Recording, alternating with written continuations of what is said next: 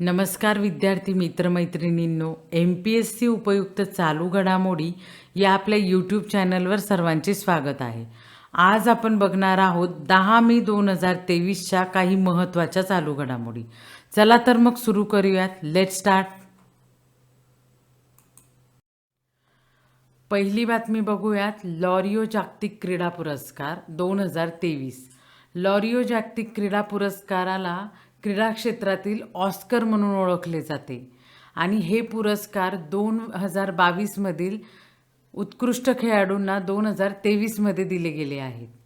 अर्जेंटिनाचा फुटबॉलपटू Lionel Messi याला पुरुष गटात हा पुरस्कार प्रदान करण्यात आला, तर जमैकाची धावपटू शेली ॲन फ्रेझर हिला महिला गटात हा पुरस्कार प्रदान करण्यात आला. 2020 साली सुद्धा F1 रेसिंग ड्रायव्हर लुईस हॅमिल्टनसोबत हा पुरस्कार लिओनेल मेसीला मिळाला होता. यात लक्षात ठेवण्यासारखं म्हणजे पुरुष गटात लिओनेल मेसीला हा पुरस्कार मिळाला आहे आणि महिला गटात जमैकाची धावपटू शेली ॲन फ्रेझर हिला हा पुरस्कार मिळाला आहे. या पुरस्काराला क्रीडा विश्वातील ऑस्कर म्हणून ओळखले जाते.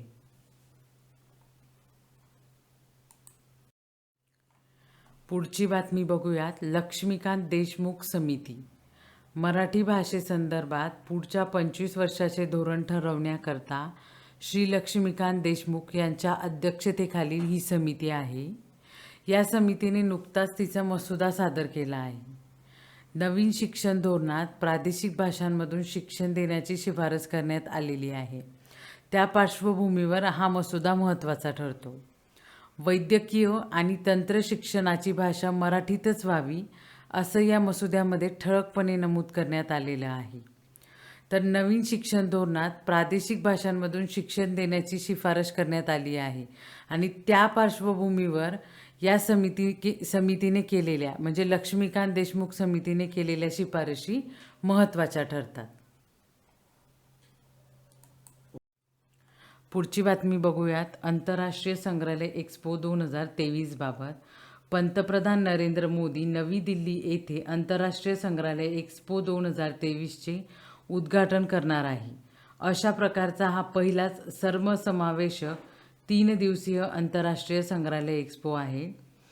प्रगती मैदानावर होणारा आगामी 3 दिवसीय आंतरराष्ट्रीय संग्रहालय एक्स्पो ही एक ऐतिहासिक घटना आहे, कारण सरकारने पहिल्यांदाच संग्रहालयासाठी नवीन तंत्रज्ञान आणि उपक्रम प्रदर्शित केले आहे.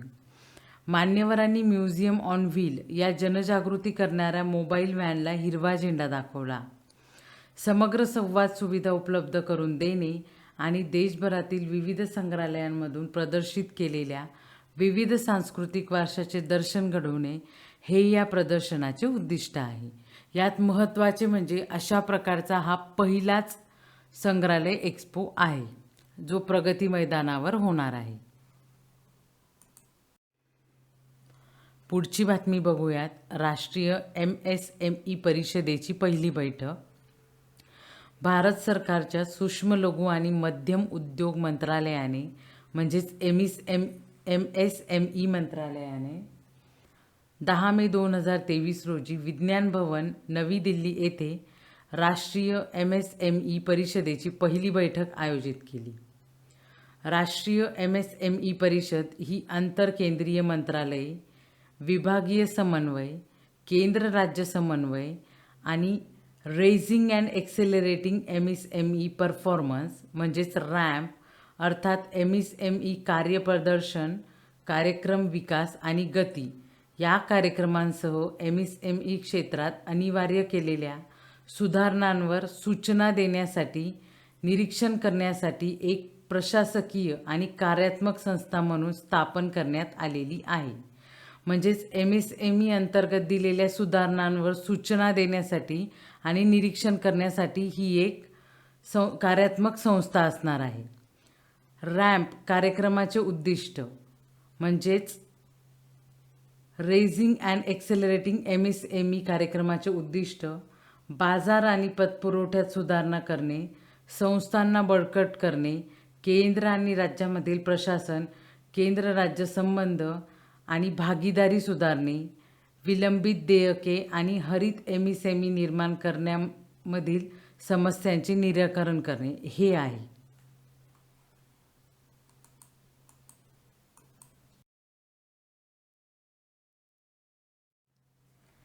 पुढची बातमी बघूयात. हरित सागर मार्गदर्शक तत्वांबाबत. शून्य कार्बन उत्सर्जन उद्दिष्ट साध्य करण्यासाठी बंदरे, नौवहन आणि जलमार्ग मंत्रालयाने हरित बंदरांसाठी हरित सागर मार्गदर्शक तत्वे जारी केली आहे. हरित सागर मार्गदर्शक तत्वे काय आहेत तर 2023मध्ये निसर्गाशी समतोल राखण्याची संकल्पना संरेखित करताना आणि बंदर परिसंस्थेच्या जैविक घटकांवर होणारा प्रभाव कमी करण्यासाठी बंदर विकास, परिचालन आणि देखभाल संबंधी परिसंस्थेच्या गतिशीलतेची कल्पना मांडली आहे. पुढची बातमी बघूयात. स्वच्छ भारत मिशन ग्रामीण अंतर्गत देशाने आणखीन एक महत्त्वपूर्ण टप्पा गाठला.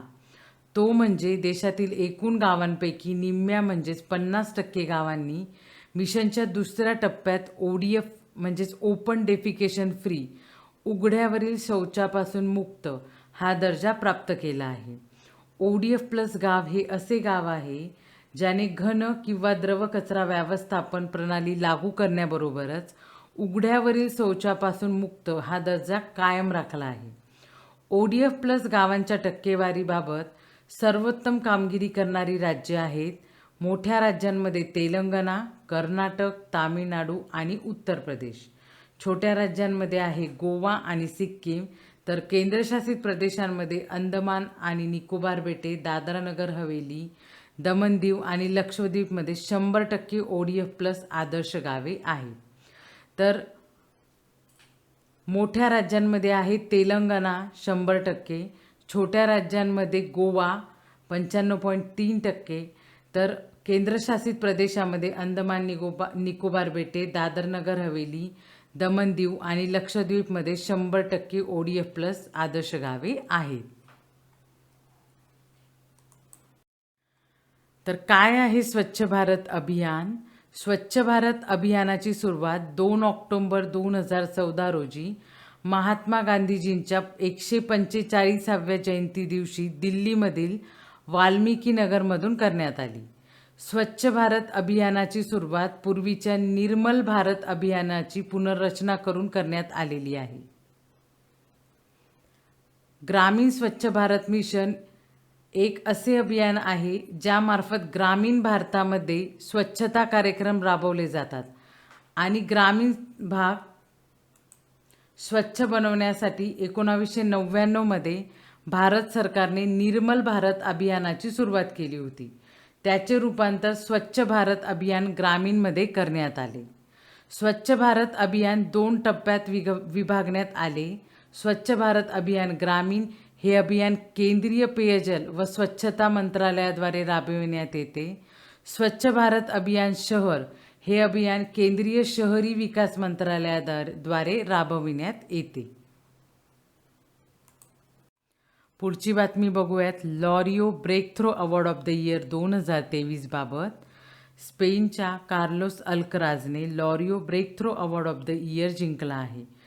2022 US ओपनमधला विजय, त्यानंतर टेनिस विश्वात प्रथम स्थानावर पोहोचल्यावर हा पुरस्कार मिळाला आहे. मरात सफीन, राफेल नदाल आणि अँडी मरे नंतर हा पुरस्कार मिळवणारा कार्लोस हा ATP म्हणजेच असोसिएशन ऑफ टेनिस प्रोफेशनल्स टूरचा 4था खेळाडू आहे. हा पुरस्कार 2022 साली एमा राडुकानूला मिळाला. त्यानंतर हे सलग दुसरं वर्ष आहे की टेनिस खेळाडूला हा पुरस्कार मिळालेला आहे. पुढची बातमी आहे आजाराचा शोध घेणारा मास्क. हैदराबाद येथील बिट्स पिलानी या संस्थेने सेन्सर असलेला आजाराचा शोध घेणारा मास्क विकसित केला आहे. हा मास्क कोविड आणि अन्य श्वसनसंबंधी आजारांपासून रक्षण करतो.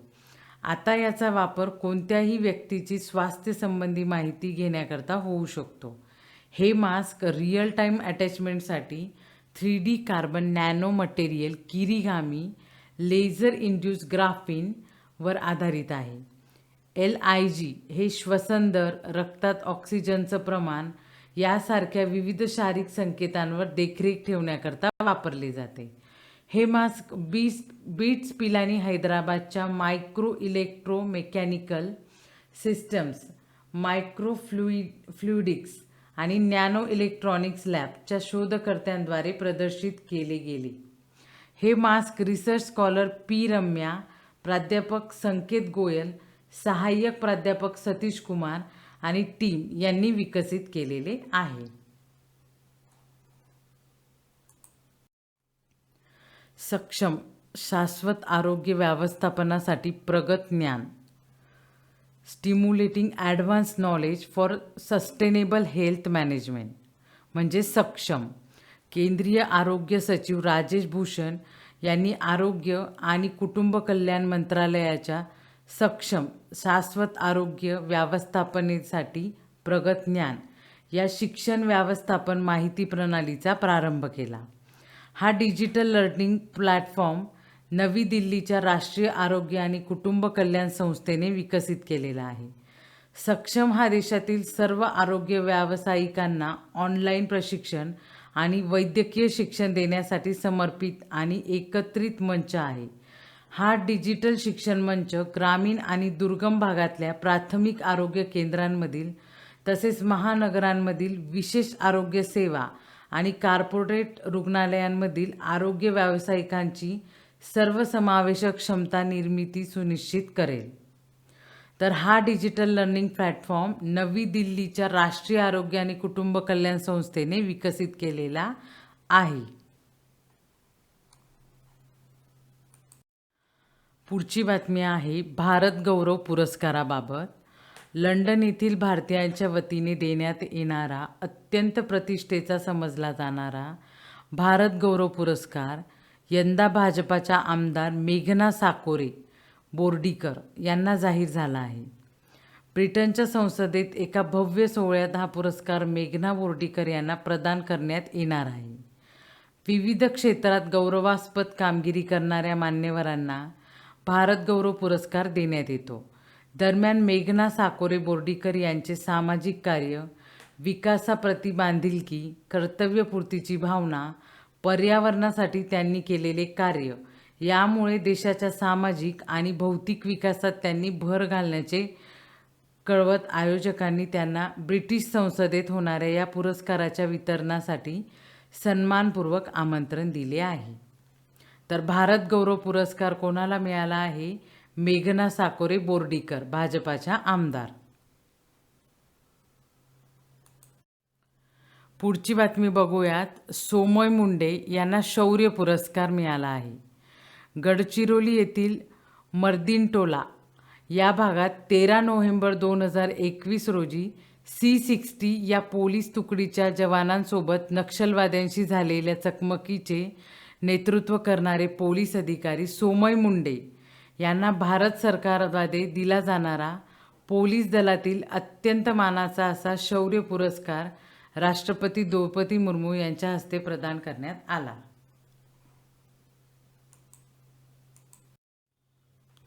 पुढची बातमी बघूयात. तेलंगणा सरकारने देशातील पहिले रोबोटिक्स फ्रेमवर्क लॉन्च केले आहे. तेलंगणा राज्य रोबोटिक्स फ्रेमवर्क म्हणून ही योजना लॉन्च केलेली आहे. सध्या आर्टिफिशियल इंटेलिजन्स म्हणजेच कृत्रिम बुद्धिमत्तेचा वाढता वापर बघता तेलंगणा सरकारने केलेले हे रोबोटिक फ्रेमवर्क महत्त्वाचे ठरू शकते.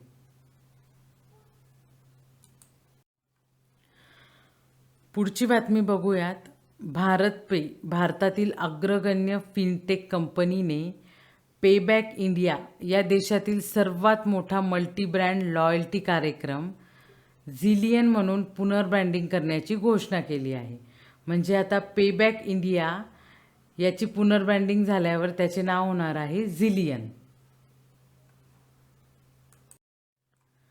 तर मित्रांनो, ह्या होत्या आजच्या काही महत्त्वाच्या चालू घडामोडी.